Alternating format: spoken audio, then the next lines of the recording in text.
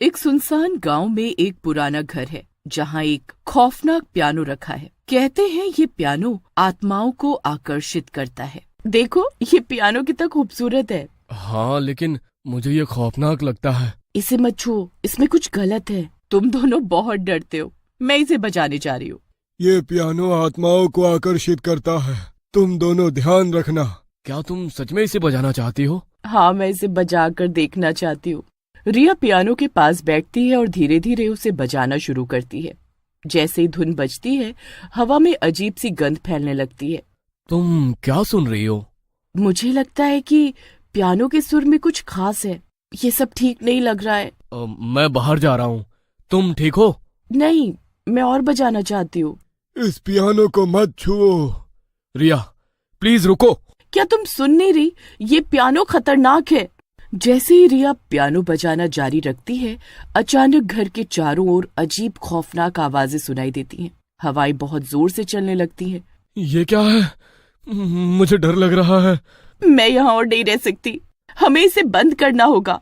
नहीं, मुझे ये खत्म करना है। क्या तुम नहीं समझती? हमें जल्दी निकलना चाहिए। नहीं, मुझे ये जानना है कि क्या हो रहा है।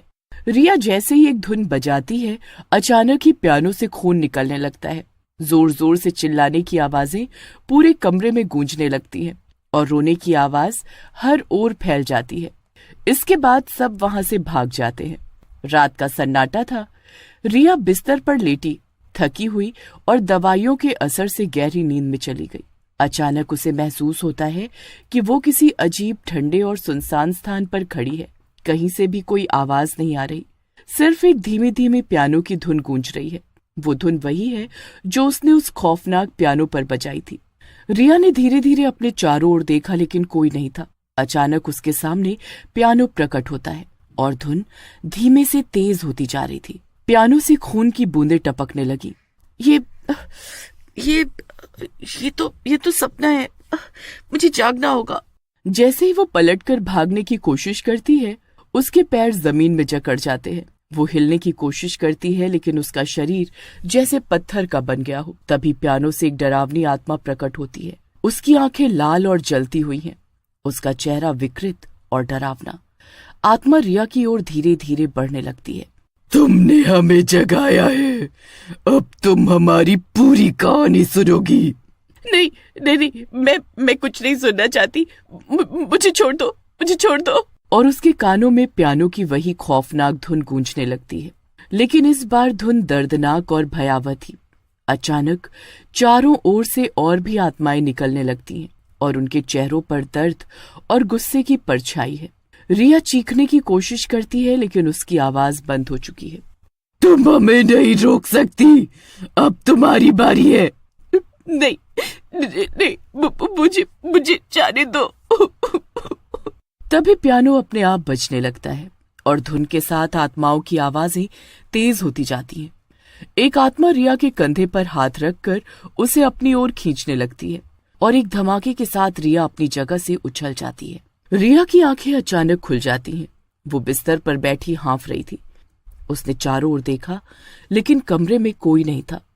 वो समझ गई कि ये सिर्फ एक सपना था, लेकिन उसका दिल अब भी डर से कांप रहा था और हवा में वही पियानो की धुन हल्की हल्की गूंज रही थी। ये सपना था या कुछ और? उसकी नजर कमरे के कोने में रखे पियानो की तरफ जाती है, जो एक बार फिर से हल्की आवाज में बजने लगा था और उसकी ठंडक ने रिया को पूरी तरह जकड़ लिया। वो एक पल के लिए अपने आप को संभालने की कोशिश कर रही थी, ये सोचते हुए कि ये बस एक बुरा सपना। लेकिन तभी कमरे में एक धीमी जानी पहचानी आवाज गूंजने लगी, वही खौफनाक पियानो की धुन जो उसने अपने सपने में सुनी थी। और वो बिस्तर से उठने का साहस नहीं कर पा रही थी। पियानो की धुन धीमे धीमे तेज होती जा रही थी। उसकी धड़कनें इस धुन के साथ ताल मिलाने लगी। रिया ने अपने कानों को ढकने की कोशिश की, लेकिन धुन इतनी तेज थी कि वो उसके अंदर तक गूंज रही थी। उसे यकीन नहीं हो रहा था कि ये सब हकीकत है या वो अभी भी किसी भयानक सपने में फंसी हुई है। ये कैसे हो सकता है? ये सिर्फ एक सपना था, तो फिर ये धुन सच में कैसे सुनाई दे रही है? रिया की आंखें पियानो पर जमी रहीं, जो खुद ही बज रहा था। पूरे कमरे में ठंडी हवा चलने लगी और रिया को ऐसा लगा मानो उसकी सांसें भी जम रही हो। उसने धीरे से बिस्तर से उठने की कोशिश की, लेकिन उसके पैर कांपने लगे। वो मुश्किल से खड़ी हो पाई। ये सब मेरे साथ ही क्यों हो रहा है? क्या ये पियानो सच में? वो पियानो के पास पहुंची, लेकिन जैसे ही उसने उसके पास कदम रखा, धुन अचानक बंद हो गई। एक पल के लिए सब कुछ शांत हो गया। रिया की सांसें रुक गई। उसने सोचा कि शायद ये उसका भ्रम था, और एक भयानक आवाज गूंज उठी। रिया के पीछे की खिड़की तेज आवाज के साथ खुली और कमरे में बर्फ जैसी ठंडी हवा भरने लगी। रिया की चीख उसके गले में फंस गई और उसका शरीर जड़ हो गया। अगले दिन वो सब वहां फिर से गए। कल यहाँ जो कुछ भी हुआ वो अब मुझे भी जानना है। आखिर ऐसा क्यों हुआ? कल क्या हुआ हम सबने देखा, लेकिन फिर भी तुम सब यहाँ आ गए और मुझे भी नहीं जाने दे रहे हो। रिया मान जाओ, चलो यहाँ से। तुम्हारी तबीयत वैसे भी ठीक नहीं है। मैं नहीं जाऊंगी, मुझे जानना है ये सब क्या है। क्या तुम पागल हो गई हो? ये सब खतरनाक है। तभी वहां जोर जोर से आत्माओं की आवाज आने लगी। हमें शांति नहीं मिल रही। क्या आप हमें बता सकते हैं कि ये सब क्यों हो रहा है? मैं आपके साथ हूँ, बताइए। हमें इस पियानो के लिए बांधा गया है। तो क्या हमें इसे नष्ट करना चाहिए? लेकिन क्या ये सही होगा? हमें मुक्ति चाहिए। हम आपकी मदद करेंगे। हमें इसे समझना होगा। शायद हमें किसी तरीके से इसका सामना करना होगा। चलो हम इसे समाप्त करते हैं। रिया और उसके दोस्त आत्माओं के रहस्य को जानने के लिए एक योजना बनाते हैं। हमें पहले पियानो की सच्चाई जाननी होगी। मैं गांव के बुजुर्ग से बात करूंगा। लेकिन वो भी डरेंगे। हमें जोखिम उठाना होगा। वे गांव के बुजुर्ग बाबा जी से मिलने जाते हैं।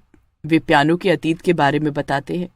ये पियानो पहले एक महान संगीतकार का था। फिर यह आत्माओं को क्यों आकर्षित करता है?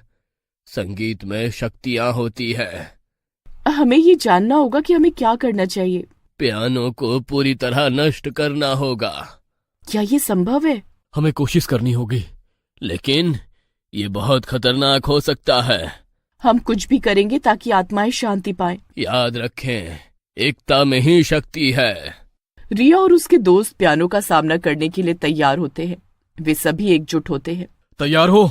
हाँ, हमें एक साथ रहना होगा।